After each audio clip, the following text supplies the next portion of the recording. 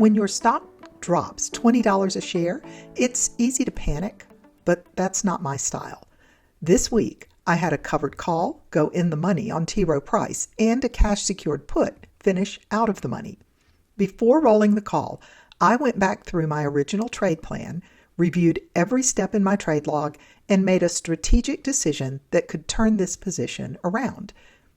In this video, I'll walk you through exactly how I analyzed my choices: accept assignment, roll for max premium, or roll up to reposition for capital gains. I'll show you how my trade log and historical data helped me make that choice with confidence, and how income from puts, calls, and dividends has nearly offset a painful share price decline over the last 10 months. Stick around for a clear breakdown of my numbers, my decision-making process, and what I'll do next to keep pushing this portfolio and this particular position toward profit. TROW price is trading at $98.25 a share right now. I own 363 shares, and I am short a $95 call and a $95 put, both expiring today. The $95 call is in the money, and I need to make a decision about this position first before I decide what I'm going to do with the put. Looking back at the history with this series of trades, I originally bought TROW in January of 2025 and paid $117 a share for it. And pretty quickly, the price started dropping. I was assigned to buy 100 shares and paid $115 a share for them. And when the price dropped all the way to $92.58, I bought 110 shares, and at the time, I thought that I would be looking at 100 of these shares a little bit separately from the rest of the position. So I sold a $95 covered call, planning to take assignment if it went in the money and lock in some gains on it and reduce the size of the position. But since then, I have continued to make money with covered calls and cash secured puts.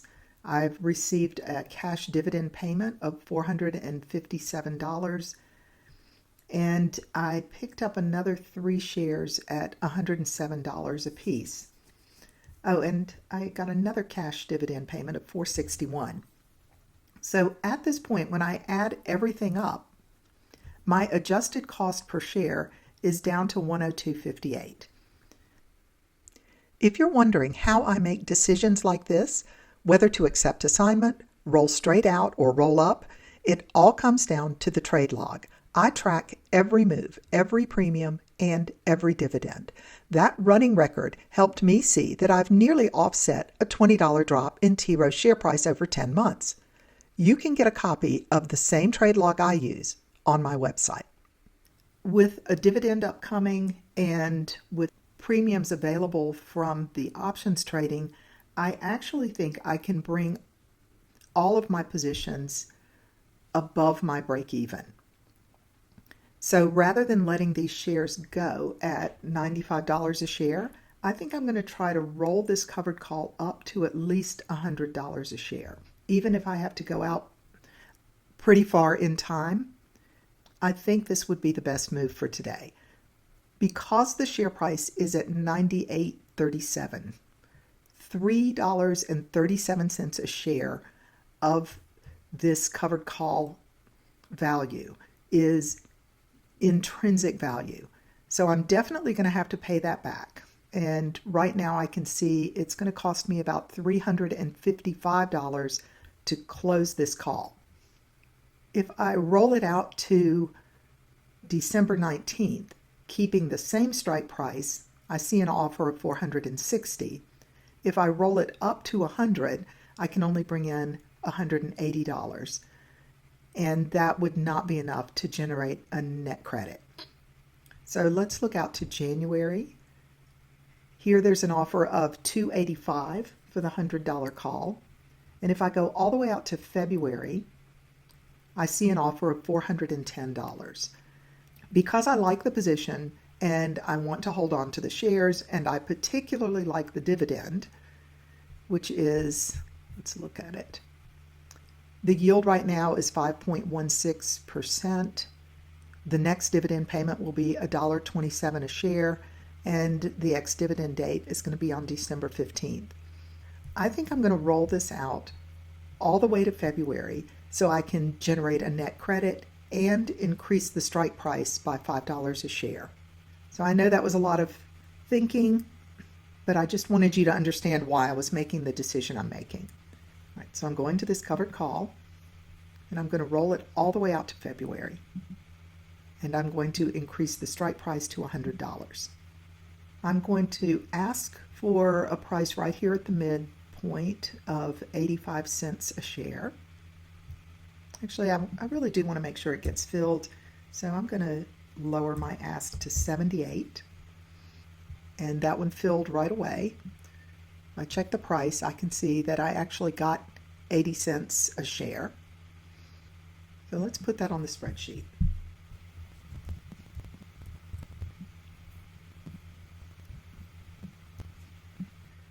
All right, I brought in a pretty small premium of $78.68 on a 91-day roll, but I did increase the strike price by $5 a share. So if this is assigned, I'll get an extra $500. I'm going to use $9,500 as the collateral value because that is what I would receive today if I allowed this call to be assigned. So this is a small but not insignificant annualized return of 3.32%. And just for comparison, if I included the $500 of potential capital gains, I'll change this number just for a second to $578. If it's assigned, my return on this investment would be a 24.43% annualized return.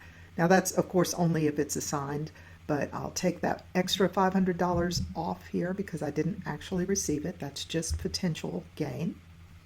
And we're back to that 3.32%. Now let's take a look at this cash secured put that I wrote on October 17th that is also expiring today. The ex-dividend date is December 15th, and the next option expiration is December 19th. And if I am assigned in December, it'll be past the ex-dividend date. I really don't want to pay between $10 and $35 to close today's position, especially because I still wouldn't mind being assigned to buy these shares at $95 a share. So I'm just going to leave this one to expire, expecting it to expire. If there is some very unexpected drop in the share price between now and the end of the trading day, I would be delighted to be assigned at this price. So I'm just going to outright sell a new cash secured put expiring December 19th. I'll see if I can get $190 for it. It actually filled well above my ask at $210. This new cash secured put will be open for 28 days. The collateral is $9,500 and a $209.34 premium comes out to an annualized rate of return of 28.73%. I'll leave this one green for now because it is still open until the end of the day, so I'll change the color on my spreadsheet after I'm certain that it has expired out of the money. And while we're here, between now and the next time I record, there is going to be a dividend payment. So I'm going to go ahead and put that on the spreadsheet just to see what difference it's going to make. So the ex-dividend date is December 15th. I don't know exactly which day it's going to be paid out, and I don't really want to go look for that right now. I do know that the dividend payment will be $1.27 a share. So a little quick math tells me that $1.27 times 363 is going to get me a dividend payment of $461.01. So when that is all said and done, I will have bought 150 shares, received options income, assigned to buy another 100 shares, dividend, bought 110 shares, options income, a dividend cash payment of $457, more options income. I bought 3 shares, dividend payment, options income, options income, options, and another dividend payment. So once that cash dividend comes into my account, let's see what the average investment per share will be.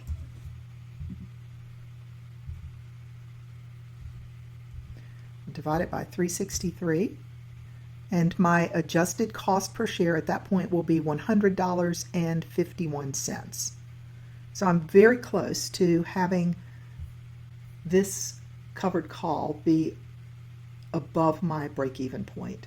If I roll it out one more time, either as a straight roll or roll it up, I should be able to have both a covered call and a cash secured put that would improve my position if I am assigned. All right, that was super complicated. I will see you back on December 19th so we can make a decision what to do with the cash secured put. I won't be taking any action on the covered call until at least January.